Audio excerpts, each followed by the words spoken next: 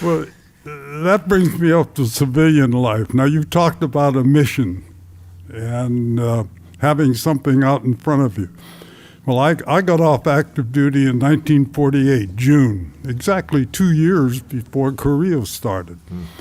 And my father-in-law, who actually became almost like a father to me, by that time we'd been married for 3 years, and he was deeply involved in the paper industry. He was president of Western Wax Paper here in Los Angeles, and he had sold the company to Crown Zellerbach. And his best friend was Richard McDonald, who was executive vice president of Crown Zellerbach.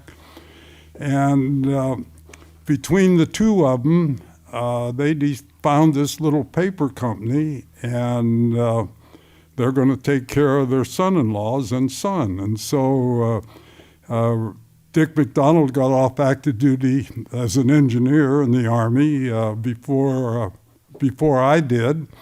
So he arrived at the paper company maybe almost a year before I did. And I had put all the money I had into this company before. Well, I was still on active duty. So I come home in June 48, and it's 4th of July coming up, and my father-in-law takes me down, and we buy 3 civilian suits. And all of a sudden, I'm a civilian, and I'm going to go work for this little company. And Dick McDonald was running the company because he was there a year before, but we had a partner in this company. And so I go down and I go to work. And boy, because I'm mechanically minded, they put me in charge of the operation, the plant operation. So now I'm a civilian and I'm working hard, and it goes for about 3 months, and then I begin to notice that we'd get an order in, and by that time we had maybe 50 employees, and we were making paper napkins and shelf paper and all these little items. We were what was called a paper converter. And so I noticed in running the plant that we'd get an order in, and I'd look at the inventory, and we'd had so much paper back in the inventory, and I'd go back and check it, and we ain't got it. And so now what's wrong? And so we had a little meeting, and we decided, well, maybe we better take an inventory and see what's in the back of the plant there. And it turns out that our partner, who actually had control of the company, was deathly afraid to admit that he had been losing money. And he wasn't dishonest or anything, he just didn't want to admit it. And so to cover the losses, he inflated the inventory. So now we have this big meeting. I'm 90 days into being a civilian, and we take the inventory and we add all this up, and Dick McDonald and I owe Crown Zellerbach Corporation about $20,000. It's 1948, and let me tell you, $20,000 is one hell of a lot of money. Wow. And I mean, this is when a house would cost, what, $500 to $1,000? Oh, yeah. Yeah. Wow. So now what do? Well, the first thing we do is welcome to the business world. Welcome to the business world. We decide that we better do something, and my father-in-law and Richard McDonald's father said, "Well, what are you going to do?" Well, the first thing we had to do is we had to go up and talk to Crown Zellerbach in San Francisco. And so in order to do that, I had to buy a top coat and a hat, because if you didn't go to San Francisco on a business meeting without having a hat and a top coat. And so we get on the train and we go to San Francisco, and we're plotting the whole way up there. What are we going to tell them? I had no idea.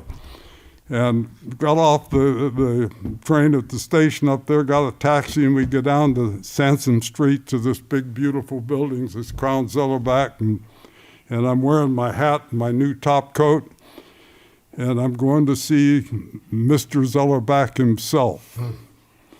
And just as I walk in the front door, some goddamn pigeon up above, let's go, right down across my brand new top coat.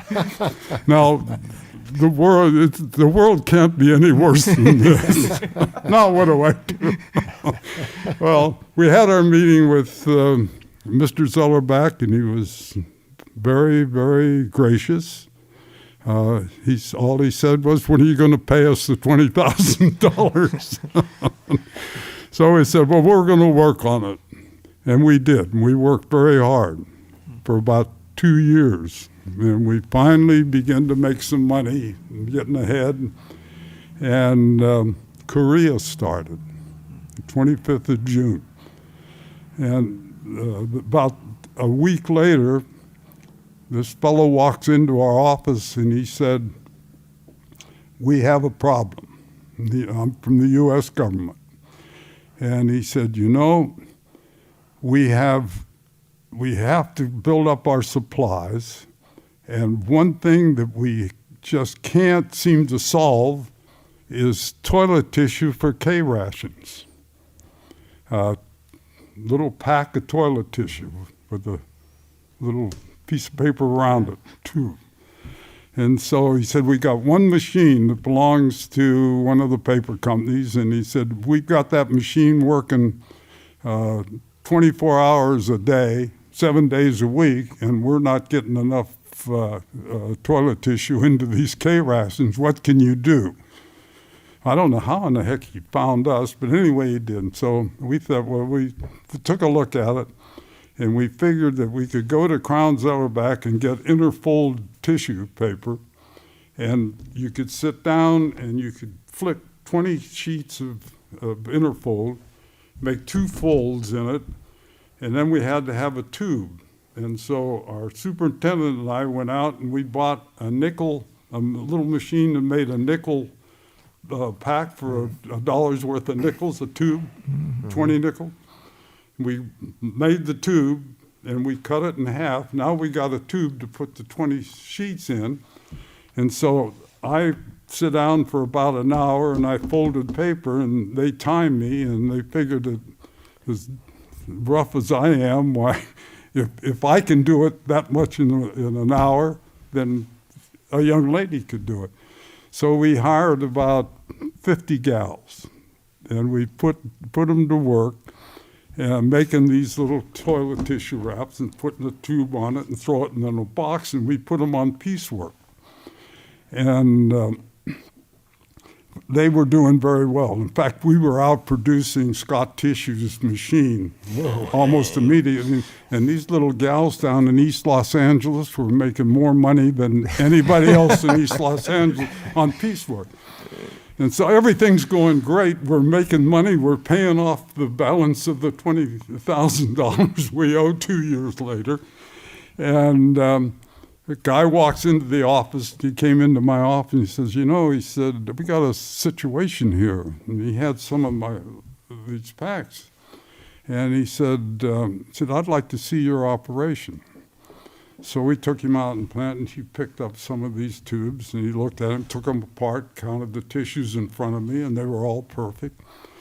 And he said, I got something to show you. He pulls these little notes out, and he said, just read them. And here's his little note written in handwriting in this tube. And these young ladies had been writing these little notes and putting them inside the tissue, and they left nothing to your imagination. And he said, can you imagine some GI in a foxhole in the rain taking this apart and reading this note? How's he going to feel? I said, well, what are we going to do? I mean, he says, why don't we just leave it alone?